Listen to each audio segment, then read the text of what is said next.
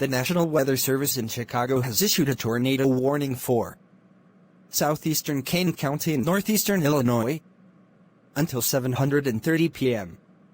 At 7:11 p.m., a tornado-producing storm was located near North Aurora, or near Batavia, moving northeast at 45 miles per hour. Hazard: damaging tornado. Source: radar-confirmed tornado. Impact: flying debris will be dangerous to those caught without shelter. Mobile homes will be damaged or destroyed. Damage to roofs, windows, and vehicles will occur. Tree damage is likely. This tornadic storm will be near St. Charles, West Chicago, Batavia, Geneva, and North Aurora around 7:15 p.m.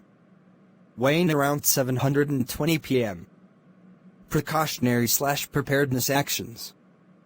To repeat, a tornado is on the ground. Take cover now. Move to a basement or an interior room on the lowest floor of a sturdy building. Avoid windows. If you are outdoors, in a mobile home, or in a vehicle, move to the closest substantial shelter and protect yourself from flying debris. & tornado. Observed. Max hail size: less than 75 in. Beep, beep, beep, beep, beep, beep.